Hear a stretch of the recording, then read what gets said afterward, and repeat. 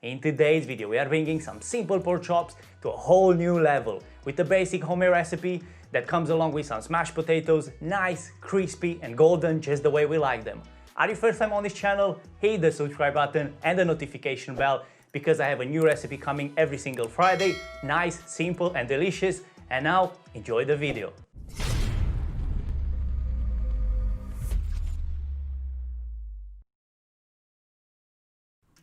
We begin this recipe with a garnish. You need about 3-4 medium-sized potatoes with the skin on for a portion. Just remove any imperfections with a paring knife, then get them into a pan with water. And don't forget to salt the water, very important. The boiling will probably take about 25 to 30 minutes, or until 4 tender, depending on the size of the potatoes. While this is cooking, we have more than enough time to prepare the rest of the ingredients. The better you manage your time in the kitchen, the faster you finish. So try to start with the ingredients that have longer preparation. Now let's get into the mushroom sauce. For this you'll need a small onion, or you could use a shallot as this is a bit milder, in case the regular onion feels stronger to your taste. Chop the onion in small cubes and set it aside for later. For my mushroom sauce I'm using chestnut mushrooms, a great value for money and a lot better flavor than the regular button ones. You don't have to remove their skin off, but in some situations I find it that depending on their size they can have a stringy texture, plus it only takes 1 or 2 minutes, so try removing it. In a weird way, it's such a nice feeling when slicing mushrooms. It might be because of their unique texture. Moving on to the smoked bacon, I've chosen 3 slices of dry cured streaky bacon, because we need some of that flavor that comes from the fat, and an even better alternative to this is the smoked pancetta. But in this situation I'm using a really good quality bacon, so we'll get similar results. Chop it up and set it aside for later, when we'll put all the ingredients into a pan to make that amazing mushroom sauce. After about 30 minutes our potatoes are ready, and to make sure this is the case you can use a fork. Inside should feel completely soft when pieced with a fork. In case you got this right, you can remove them from the heat and drain the water. Another reason you should cook the potatoes with the skin on is in case you overcook them slightly, the skin will help keeping the shape of the potatoes a lot better. On a baking tray big enough to fit all our potatoes, with a bit of space in between them, we are placing a sheet of baking paper. Now transfer all the potatoes from the pan to the tray. You might want to consider using a spoon as they are still piping hot. Use a potato masher or a serving fork to gently smash each one of the potatoes to a height of about ½ inch. Now give them 3-4 minutes some of the steam gets released before going into the oven. Enough time to get an easy garlic butter prepared, just what we need for our potatoes. And for this recipe you need 3 cloves of fresh garlic. I would not recommend using garlic powder. I know it's easy cutting corners, but for this stick to the fresh garlic. And I admit it, I use a bit more than I should have. And on smashed potatoes I absolutely love it, but if you feel that is a bit too strong, just reduce it to 1 and you'll be absolutely fine. A large spoon of butter goes into the bowl, and now all you have to do is transfer it to the microwave for about 1 or 2 minutes, or until the butter is completely melted. Using a pastry brush, cover each one of the potatoes with garlic butter, in abundance. Plenty of butter and the heat will give us those nice crispy potatoes that we are all looking for.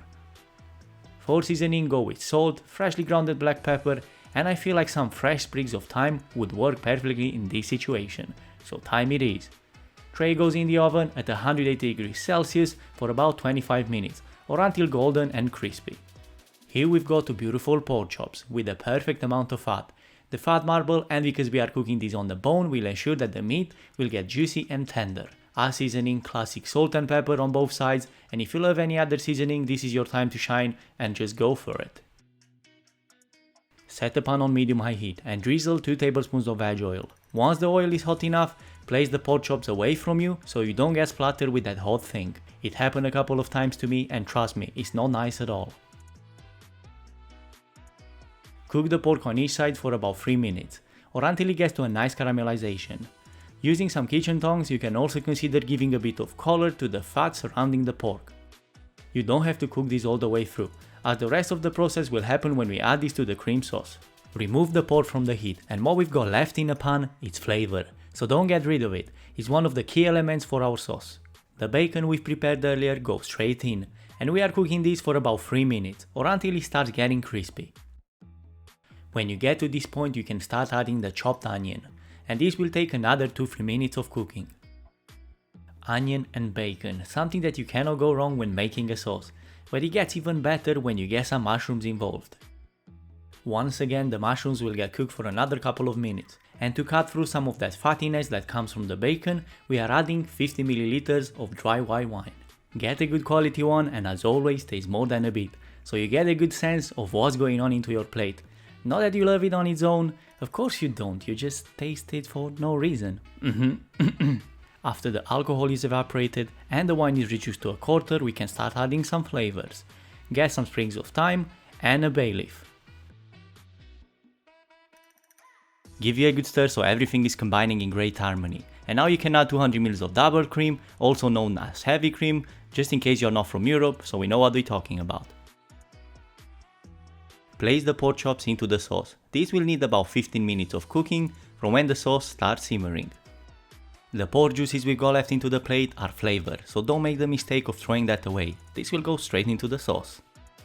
It's important to season right from the beginning. Go with a good pinch of salt and the same amount of black pepper. When I mentioned simmering, I really meant it. You don't want to get the sauce to a higher temperature than it currently is. And if you feel that your sauce gets a bit too thick during those 15 minutes of cooking, you can add a touch of water.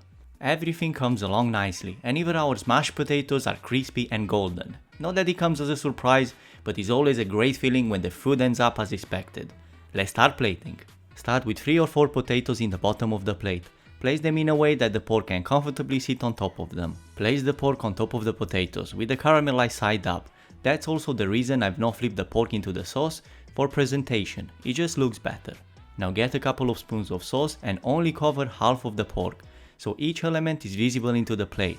That's only a little tip when it comes to plating. Finish the dish with chopped parsley and happy days.